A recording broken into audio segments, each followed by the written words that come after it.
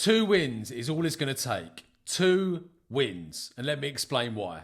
This season has been an absolute horror show pretty much from start to finish. It's been one disaster after another, from the appointment of Thomas Frank to the Romero red cards to the injuries we've sustained. It's just been an absolute nightmare. But 2 wins in our next 2 games, and I think we can relegate West Ham and put this entire problem to bed.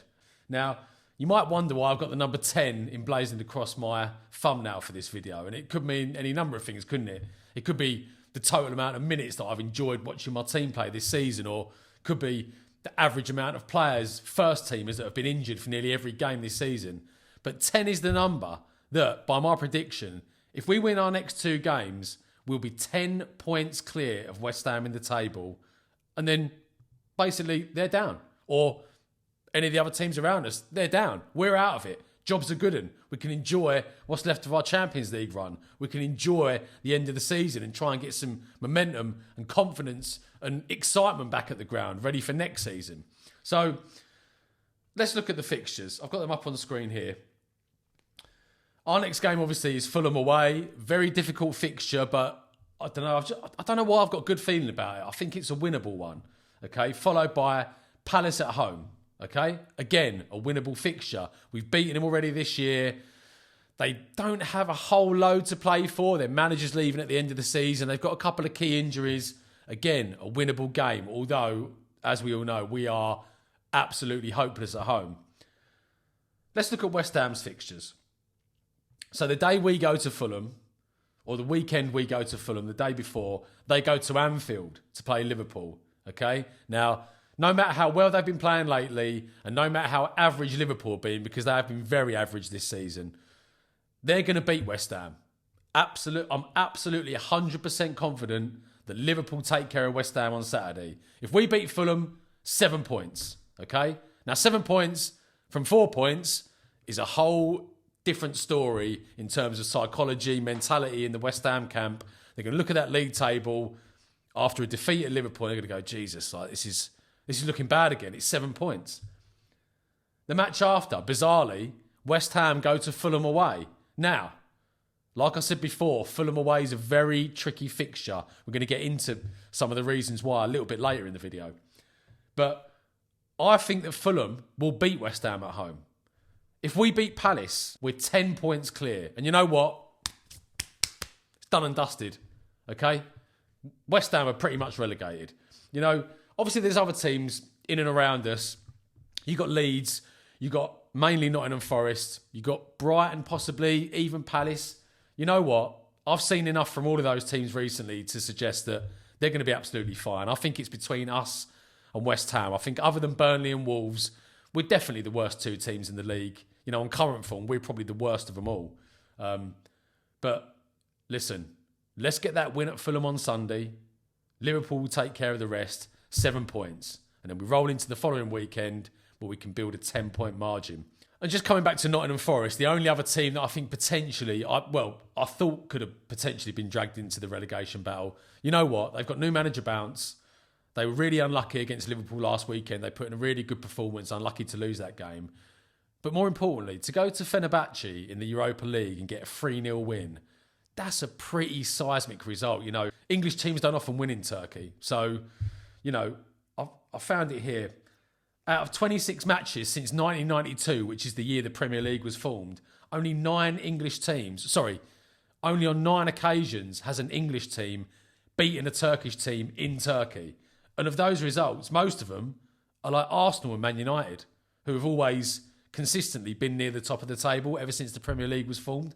So for Forest to go there, get that result, followed up by that really good performance at Liverpool, at home to Liverpool, I think they're absolutely fine. You know, the manager's been there. He's proven. He'd done it with Wolves last season, rescued them from an almost impossible situation. So he's got experience. He's got more experience than Igor Tudor, for example.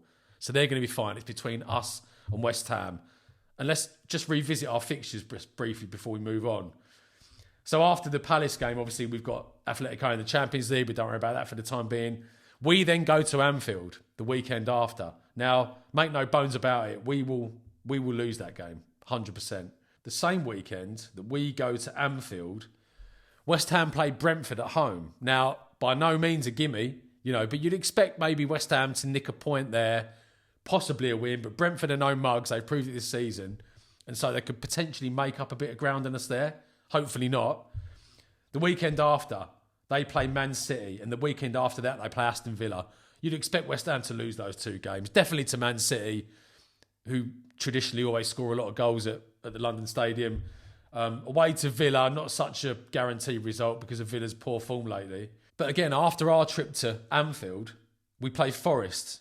Then we play Sunderland. Sunderland away, tough game, but their form's fallen off a little bit. And bearing in mind, if we win those couple of games that we really need to win, those two cup finals against Fulham and Palace, then the players have got a bit of confidence. We'll have a few more players back by then. Romero, for example. And you never know what's going to happen in those games. But, compared to Villa and Man City, Forest and Sunderland, again, even if they make up a bit of ground on us the weekend we play Liverpool away, we can put that distance back between them in those two games. And then all you've got left is 1, 2, 3, 4, 5, 6 games. Say we're still 10 points ahead. They've got to win 4 and we've got to lose 4 for them to have a chance of overtaking us. So I'll go back to my original point. If we win on Sunday and we win next weekend and they lose both games, which I think they will, we're 10 points clear and it's job done. So let's go and do it. So in terms of the game Sunday, I don't watch loads of Fulham. Obviously, I've seen the highlights and stuff this season. I watched a couple of their matches. I've actually been to Craven Cottage a couple of times to watch Spurs in the past, but also to watch a couple of other teams. And you know what? I thought the best thing to do, I've got a rough idea of where the threat comes from, where their weaknesses are, but I thought, you know what? I'll feed all the data into easy for me to say. I'll feed all the data into ChatGPT. I'll let it spit out what I kind of want to know about Fulham, about where their threat comes from, about where their weaknesses are, how they concede the most goals, blah, blah, blah, blah, blah. Because ChatGPT, although it talks a lot of nonsense a lot of the time, if you feed it the stats and the data, it can kind of crunch it really fast and give you some really, really good answers and recognise patterns and stuff like that. So on the Fulham threat, okay, basically their main threat comes from the wide players, deliveries into the box, corners, set pieces. You can see from the stats we've got on the screen here, wide attack-minded players. Obviously, we know about Harry Wilson. He's scored some goals this season. He's got a lot of assists, 5 assists there listed. Chukwueze could be injured for the game.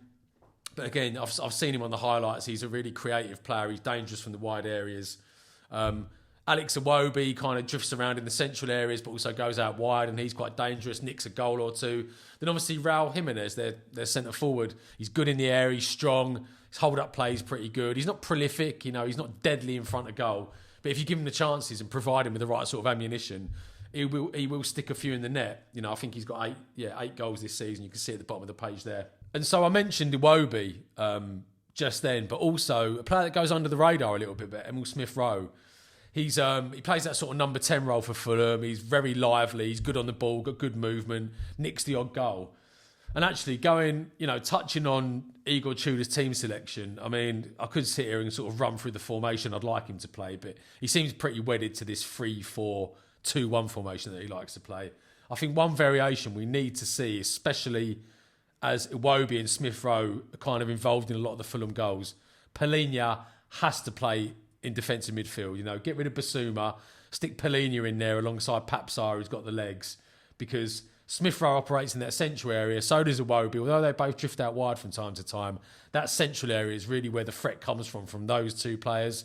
We know we have to deal with Harry Wilson. We know we have to deal with Chukwueze if he plays, or Anthony Robinson, or whoever he plays on that left-hand side. So we should know about that. But in the central area, it's really important. We've got our best defensive midfielder playing there, Palhinha. And the news is that Danzo could be fit. So the 3 centre-halves, I imagine and I hope, would be Danzo, Dragazine, Van der Ven. So we'll see what Tudor does, but that's one to keep an eye on. So in terms of Fulham's weaknesses and where we can hurt them the most, a really interesting stat kept coming out of the all the data that I fed into ChatGPT, and kind of like a repeating pattern, a repeating theme. They seem to be very vulnerable at home to counter-attacks. Okay, they've conceded quite a lot of their goals that way. I think 25% or something of their goals come from counter-attacks. Others come from like the other teams having sort of sustained spells of possession and building attacks. let's face it, we're not good enough to do that. You know, we don't have the players for it. They don't have the confidence at the moment. We're not a good passing team. But what we do have is a bit of crash bang wallop. You know, we've got Kolo Muani up front, who I thought put in a decent, probably one of the only players that put in a decent performance against Arsenal. We've got a sort of freshly fit Dom Solanke. And again, touching on the formation that Tudor likes to play, and I know he likes to play the 2 number 10s. He went with Gallagher and Xavi last time and one striker. I think he needs to flip that round, because if we're going to play on the counter-attack, and I think that's probably the best way forward, we need 2 strikers ready on the halfway line, ready to receive that ball over the top when we make an interception and one of their moves breaks down. Send the ball straight over the top. Both Solanke and Kolo Muani, they're aggressive, they're strong, they've both got pace, they both can finish. I think we literally, like, a kind of smash and grab is our best way forward in this game. You know, Fulham have a lot of possession. I'm going to come to that in a second, I think. Yeah, I've got it here somewhere. They have a lot of possession at home, even against the bigger teams. And it seems that, you know, they're vulnerable. They push their fullbacks very high, and so they're vulnerable to that ball over the top, into the channels, and getting on the front foot that way. So that's definitely something we need to look into. The second bit of data that I found really interesting was the one I've got on the screen here, and that, you know, common elements in how Fulham have conceded. Individual errors are a major theme. Now, I've seen a few of these this season, especially from Bassi, you know, Joachim Anderson as well a couple of times, where they dally on the ball. They like to build from the back. They take risks with their passing from the back. And again, that lends itself to playing 2 strikers. You know, Igor Tudor keeps talking about he wants to press high. I think he said in his pre-match press conference this week or a couple of days ago that the team doesn't yet have the confidence to press high. But listen, we're not playing Arsenal this week. We're playing Fulham. Yes, a very well-coached team. But player for player, we're not a million miles away. We're probably slightly better in terms of quality. We're just very low on confidence. Those guys do make mistakes at the back by trying to build the play. Solanke and Kolo Muani, like I say, they're aggressive, they're quick, they're strong. Let them go and press the centre-halves especially. If they manage to work the ball out wide, they can just retreat back in. But again, that's something we need to look at. I think the strategy for this game is high press when they're trying to play out from the back. And when they do get into the rhythm of possession, counter-attack. That's all we need to do. We need to be patient. So, like I mentioned earlier, this is going to be a difficult game. Fulham are very good at home. I think I mentioned earlier as well in the video, I've been to Craven Cottage a couple of times. You're very close to the pitch. They really get behind their team. It's loud in there. It's a good atmosphere. It's a stadium I really like, actually. But I've got it on the screen here. They've played 13 matches at home this season. They've won 7 of them, which is a damn sight more than us. They've drawn a couple. They've lost 4. You know, but those losses have come to, I think, Arsenal, Man City, a couple of other good teams. So they're strong at home, and it's going to be a tricky game. So another thing I want to show you guys, and I'm not sure how much value this has got, or like whether it's interesting or not, but you know, ChatGPT popped out this little table about the times during the match when Fulham concede at home, and as you can see, there's a big spike leading up to half time, at half time, and just the first few minutes of the second half. Now, I was trying to think how this is relevant and why this is such a thing. And all I can sort of suggest is that they do have a lot of possession at home. Like I mentioned, they're a very well-coached team. They build possession. They build from the back. I think they get a bit frustrated. That's all they lose concentration a bit. That's all I can kind of come up with here. But, you know, look, we need every weapon in our arsenal that we can use. If that is the case and they lose a bit of concentration, you know, heading towards half-time, and when they come out after the break, if they're slow finishers and slow starters in the second half, that's when we need to press them high, really attack and really go for them. It could be a useful stat. It might be a load of bollocks. But I just thought it was interesting that they conceded the majority of goals, you know, at the end of the first half and at the start of the second. So something for Igor Tudor and the players to bear in mind. So I've already mentioned that they have a lot of possession at home.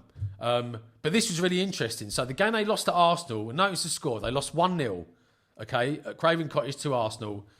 Arsenal had a lot of the possession, 63%, and Fulham only 37%, which goes against the kind of statistic. I think their average possession at home is 52%, right? Now, against Man City, where they lost 5-4, and I think at one point they were 4-0 down. I think they were 4-0 down in the first half, weren't they? Man City possession, 43%, Fulham possession, 57%. Now, to me, and tell me if I'm wrong, drop it in the comments if you think something different.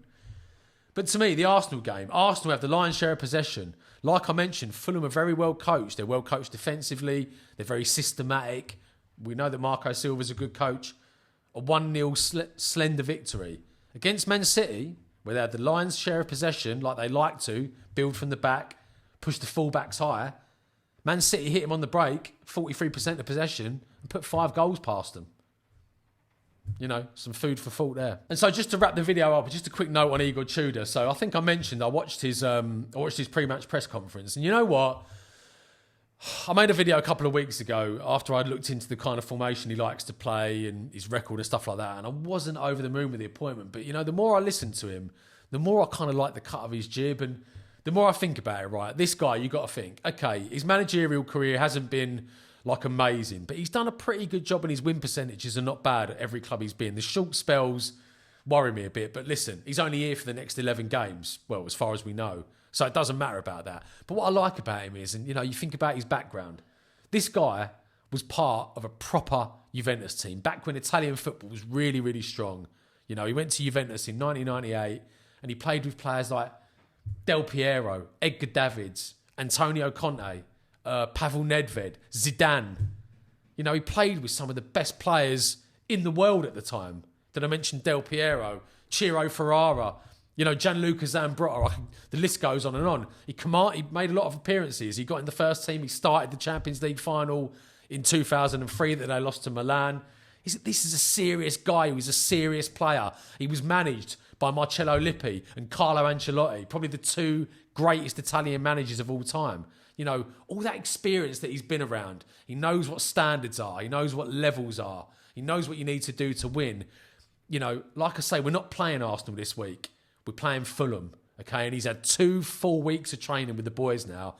I'd like to think he's won their respect.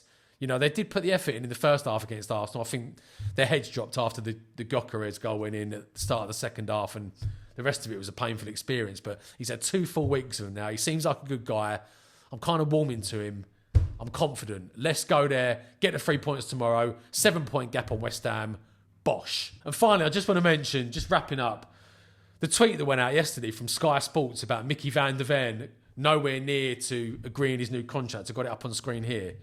Now, let me tell you, okay, I suspect that's come from the player's agent, okay? Unless there's someone at Sky Sports with a real bad vendetta against Spurs or an Arsenal fan or whatever. But I suspect that's come from the agent. We know he wants to leave. We know he's going to go this summer. He's looking for his next move. But you know what?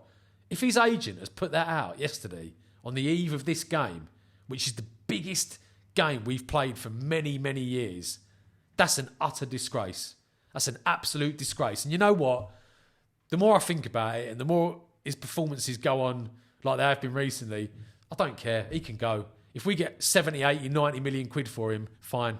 He can go. He should be concentrating on the job at hand. 11 games to save the club that pays him a lot of money and put him in the Premier League and gave him a platform to get a move to one of these big clubs that he's going to get.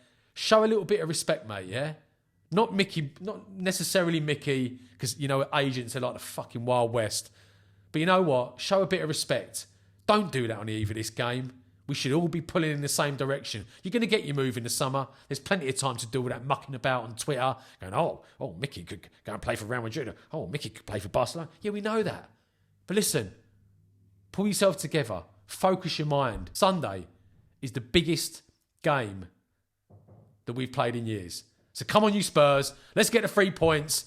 Let's relegate West Ham and put all this miserable, awful season to bed. See you on the next one.